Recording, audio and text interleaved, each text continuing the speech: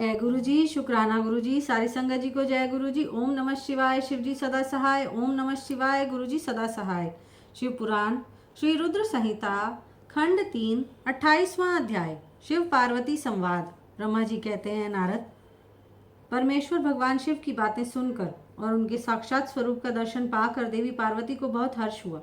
उनका मुखमंडल प्रसन्नता के कारण कमल दल के समान खिल उठा। उस समय वे बहुत सुख का अनुभव करने लगी।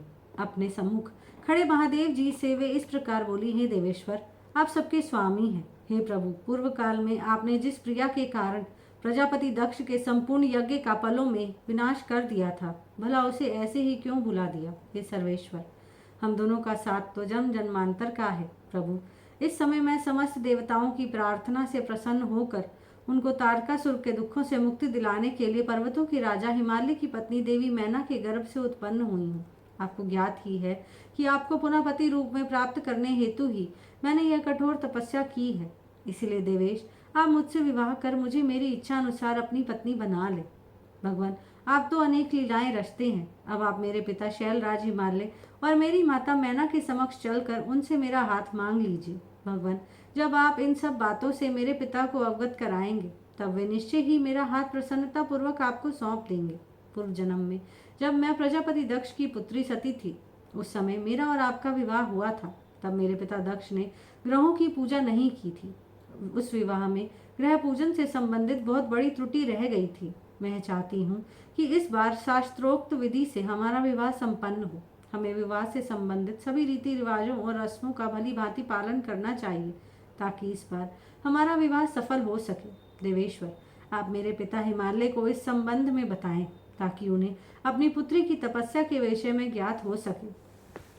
देवी पार्वती के प्रेम और निष्ठा भरे इन शब्दों को सुनकर भगवान शिव बहुत प्रसन्न हुए और हंसते हुए बोले, हे देवी महेश्वरी, इस संसार में हमारे आसपास जो भी कुछ दिखाई देता है वह सब ही नाशवान अर्थात नश्वर है। मैं निर्गुण परमात्मा हूँ। मैं अपने ही प्रकाश से प्रकाशित होता हूँ। मेरा अस्तित्व स्वतंत्र है। देवी, आप समस्त कर्मों को करने वाली प्रकृति हैं। आप ही महामाया हैं। आपने ही मुझे इस माया मोह के बंधन में फंसाया है। मैंने इन सभी को धारण कर रखा है। कौन मुख्य ग्रह है, कौन ऋतु समूह है। हे देवी, आप और मैं दोनों ही सदैव अपने भक्तों को सुख देने के लिए ही अवतार ग्रहण करते हैं। आप सगुण और निर्गुण प्रकृति हैं। हे गिरिजे, मैं आपके पिता के पास आपका हाथ मांगने के लिए नहीं जा सकता, फिर भी आपकी इच्छा को पूरा करना मेरा कर्तव्य है। अतः आप जैसा कहेंगी मैं अवश्य करूँगा। महादेव जी के ऐसा कहने पर देवी पार्वती अति हर्ष का अनुभव करने लगी और शिव जी को भक्ति पूर्वक प्रणाम करके बोली, हे नाथ, आप परमात्मा हैं और मैं प्रकृति हूँ। हम दोनों का अस्तित्व स्वतंत्र एवं सगुण है, फिर भी अपने भक्तों की इच्छा पूरा करना हमारा कर्तव्य है।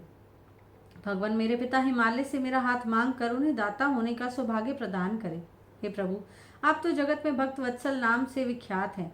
मैं भी तो आपकी परम भक्त हूँ। क्या मेरी इच्छा को पूरा करना आपके लिए महत्वपूर्ण नहीं है। नाथ, हम दोनों जन्म जन्म से एक दूसरे के ही हैं। हमारा अस्तित्व एक साथ है, तभी तो आपका अर्धनारीश्वर रूप सभी मनुष्यों, ऋषि मुनियों एवं देवताओं द्वारा पूज्य है। मैं आपकी पत्नी हूँ। मैं जानती हूँ कि आप निर्गुण निराकार और परब्रह्म परमेश्वर हैं। आप सदा अपने भक्तों का हित करने वाले हैं। आप अनेकों प्रकार की लीलाएं रचते हैं।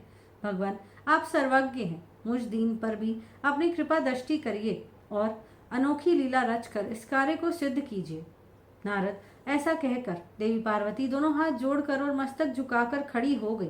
अपनी प्राण वल्लभा पार्वती की इच्छा का सम्मान करते हुए महादेव जी ने हिमालय से उनका हाथ मांगने हेतु अपनी स्वीकृति प्रदान कर दी। तत्पश्चात त्रिलोकीनाथ महादेव जी उस स्थान से अंतर्ध्यान होकर अपने निवास कैलाश पर्वत पर चले गए। कैलाश पर्वत पर पहुंचकर शिवजी ने प्रसन्नता पूर्वक सारा वृतांत नंदीश्वर सहित अपने सभी गणों को सुनाया। यह जानकर सभी गण बहुत खुश हुए और नाचने गाने लगे। उस समय वहां महान उत्सव होने लगा। उस समय सभी खुश थे और आनंद का वातावरण था। यहीं पर शिव पुराण श्री रुद्र संहिता खंड 3 28वां अध्याय समाप्त होता है। जय गुरु जी।